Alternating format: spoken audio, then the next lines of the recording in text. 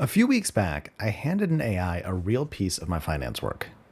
Not a demo version, the actual monthly job, with all the mess still sitting in the data. It took about 11 minutes, and it came back good enough that I sat there thinking I'd just got my whole afternoon back. And then, I spent the next 2 weeks trying to get it to do that same job again. The same way, without me sitting there watching every step. And to be honest, I'm still not completely done. 11 minutes to 2 weeks.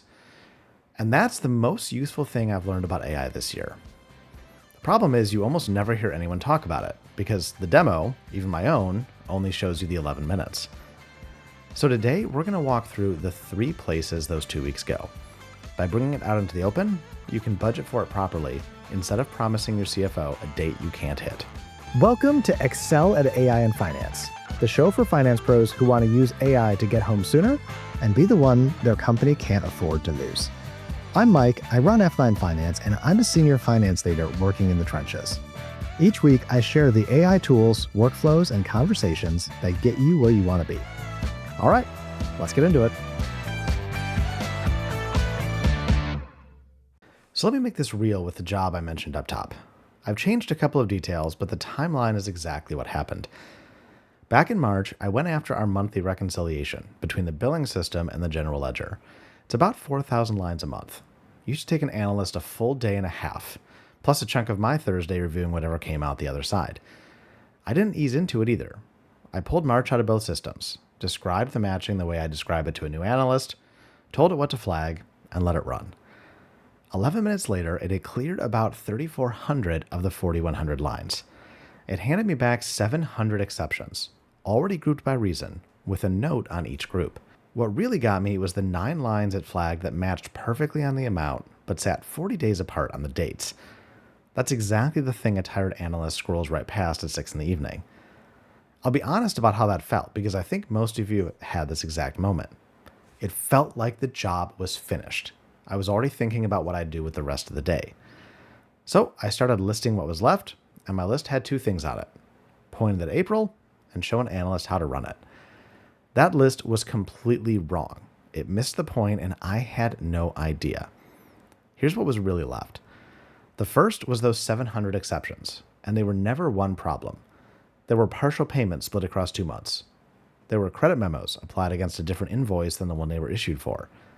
There was a customer whose billing record carries a legal entity name that doesn't exist anywhere in our ledger. Then there were the 2 non-dollar entities. Billing converts at the transaction date rate, and the ledger converts at month end. So every line looks like a mismatch, when none of them actually are. Every one of those needed a decision from me, and then a rule that would still be right in November. The second one showed up in April. Same prompts, same 2 extracts, but the exception list came back grouped 6 ways instead of 9, because it had folded timing differences and partial payments into one bucket. On paper, the exception count dropped about 30% month over month. If somebody had shown me that in a meeting, I'd have assumed the team had been cleaning things up. The team had cleaned up nothing at all. The line had just moved. The third one is the boring one, but it ate the most calendar by a mile. Both extracts have to land in the same place on the same day, and in April, the billing export added a column, and the whole thing fell over. Nobody told anybody it had broken. I found out because I went looking for it. So that's the 2 weeks. 2 weeks of evenings and 1 Saturday I'd rather have spent doing almost anything else. It's been running every month since May, and an analyst runs it now instead of me. There's one piece I still do by hand, which is the FX exceptions on those 2 non-dollar entities, and I left it that way on purpose. The rate call is a judgment call. It's about 15 lines a month, and I'd rather own it than automate it badly. Now here's why I'm telling you the long version instead of the 11-minute one, which is obviously the better story. The 11-minute version is the one that gets posted. It's the screenshot, the LinkedIn post, the slide in the vendor deck. All of it is true, and all of it stops right at the point where the real work starts. And if that's the only version you ever see, sooner or later you'll sit in a meeting and put a date on something you don't understand yet. I've done it, and it's a bad afternoon. 11 minutes to 2 weeks on one job. And 2 weeks is the good case, because that was my own data, in systems I control, on a process I've run for years. The builds that reach into a system I don't own take months, and it's the same curve every time. So let's back up and look at the 3 places all that time goes. This episode is brought to you by Finance AI Lab. One new AI skill every 2 weeks, 15 minutes a day. Look, the finance pros who learn AI don't just keep their jobs. They become the ones their company can't afford to lose. And that's what I built the AI Lab for. If you've been meaning to actually learn AI, but don't have time for another course on top of your real job, this is the format that works. Each roadmap runs 10 working days at 15 minutes each. You learn the skill, you build it, you ship your win, and you move on. That's 6 skills in 3 months, 26 in a year. When you join, you get the full back catalog of roadmaps, plug-and-play workflows, templates, and an entire community of finance pros learning the same things. $59 a month, cancel anytime. Links in the show notes, and I'll see you in there. Here's what changed, and it changed quickly. 2 years ago, the hard part was getting an AI to do anything useful with finance work at all. You fought the tool, you rewrote the prompt 9 times, and you got back something 60% right and structurally strange. And you told yourself that was still faster than doing it by hand. Well, that's over. On a lot of finance tasks, now you can hand a model your data and a decent description of the job. You'll get something roughly right in the time it takes to make a coffee. 80% on the first try. No fight. And that 80% is real, on your data with your mess in it, which is exactly where it gets you. That first run feels like the finish line when it's a lot closer to the starting gun than you'd like to admit. What you've proved in those 11 minutes is that the model can do the task. What you haven't touched is whether the work can be produced again next month. The same way, by a process instead of by you sitting at the keyboard. And in finance, that second thing, the exceptions, has always been the actual job. So, 3 places the rest of the time goes. The first one is that 80% is the average case, but finance runs on exceptions. Think about why that first pass works as well as it does. Most of your rows look like each other. Same shape, same pattern, nothing unusual. In most finance data sets, that's most of the rows, which is why the number keeps landing around 80. The trap is that the leftovers aren't more of the same task. The 80% was one problem you solved once, and the last 20 is 40 small problems that don't share a solution. You saw it in my reconciliation, where 3,400 cleared and 700 didn't, and it happens on any data set. Point 1 at a year of vendor spend, and you'll get 500 of 600 categorized in about 4 minutes. It's the 100 that are left that changes the math on you, because they could be 100 different reasons, and fixing one doesn't touch the next one. Take 3 of them. You've got the same company sitting under 4 different legal names after an acquisition. You've got a credit memo sitting there as a negative and getting binned as a refund. And you've got the cost center that was restructured in March. So the first quarter maps one way, and the rest of the year maps another. Every one of those 3 needs a decision from somebody who understands the business. Then, it needs a rule that's still right in November, when a slightly different version of the same thing turns up. That's the part that eats the calendar. And the cost isn't only one time. Every one of those 100 is a place where the number can be wrong and still look completely fine. A misclassified vendor doesn't throw an error. It quietly moves 200 grand from one line to another. The report still reconciles, and your commentary explains a movement that isn't real. And the exceptions are always the interesting rows, the acquisition, the restructure, the one-off, the intercompany. In almost every data set I've worked with, the 20% the model can't place is where a disproportionate share of the dollars and the risk are sitting. So it handled the part that was never going to hurt you and handed back the part your CFO asks about. So the fix here is the cheapest 15 minutes you'll ever spend. Before you get excited about that first pass, go and pull the 20 ugliest records in your data. Run just those, the ones you'd hand to your most senior person. That's your real timeline, because a clean sample only ever tells you your best case. The second one is the big one, and it's that the same input won't give you the same output twice. This is the one that catches finance people out, and it comes down to instinct more than knowledge. Every tool you've ever used in this job is deterministic. An Excel formula gives you the same answer today, next Tuesday, and in 4 years when somebody opens the file to argue with you about it. A Power Query refresh applies the same steps every time. That reliability is so complete that you've never once had to think about it. The same way you don't check whether gravity is still working. But a language model doesn't behave like that, and that's by design. Run the same prompt against the same file on Tuesday, and again on Thursday, and you'll very often get two answers that are both defensible but not identical. Slightly different grouping, a materiality cutoff would pick for itself, and pick differently this time. In most jobs, that's a rounding error, but in finance, it's a problem because our work is comparative. This month against last month, against actuals, against plan, this quarter against the same quarter last year. And some of our executives have the weird intuition of knowing exactly when a number changed, even if they haven't seen it for 3 months. These comparisons are our product, so if the method quietly moved underneath you, the comparison is broken. And the part that should worry you is that nothing looks wrong. There's no error message and no red cell. Just a number that no longer means what the last one meant, sitting in a deck right next to the number it's compared against. My 6 buckets instead of 9 was the mild version of that. The expensive version is the variance commentary. Your June run is excellent. It calls out the 5 things that mattered, and your CFO says something nice about it in the meeting.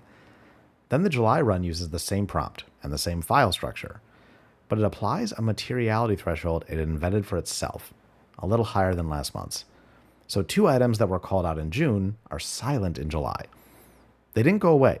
They fell under a line that moved without anybody moving it. Nothing failed, and the commentary reads beautifully. But somebody is going to ask why headcount was a driver last month and isn't one this month, and you'll be holding a deck you can't explain. I always get asked whether turning the temperature down fixes this. It helps at the margin, but it doesn't reach the part that hurts you because the damage lives in the decisions rather than the wording. Where the cutoff sat, how things got grouped. Those are judgment calls, and a judgment call made fresh every month is a judgment call that moves. There's a cheap test for this that takes about 20 minutes and saves you months. Before you trust any of it, run the same job 3 times on the same file on 3 different days, and put the 3 outputs side by side. If they've matched, you found something you can build on. If they don't, you've just learned which decisions you need to take away from the model, and you learned it at your own desk instead of in a board meeting. That's why getting from a demo to production gets measured in months. Making a model produce good work is fast now. Making it produce the same work is a design problem, and a better prompt won't solve it. So the fix is that anything you can pin down outside the model, you pin down outside the model. The materiality threshold becomes a number in a settings file. The groupings become a list. The account map becomes a table, and the category names become fixed strings spelled one way. The model should be writing the words. It shouldn't be picking the thresholds. Every decision you move out of the model is one that can't drift on you in month 4. And month 4 is somehow always when somebody's watching. The third one is that the last 20% is plumbing and proof, and neither of those turns up in anybody's plan. This is the time that has nothing to do with AI, which is exactly why it gets missed. Ask yourself these about anything you've built. Where does the input come from every month without you pasting it in? What happens when the file lands late, or somebody renames a column the way my billing export did in April? Who gets told when it breaks? And 6 months from now, when somebody asks how that number was produced, can you show them? All of that is the difference between a thing that rang once and a thing that runs, and none of it involves the model. Count it out. Your 2-minute demo needs exactly one thing to work, which is you at the keyboard with the file open.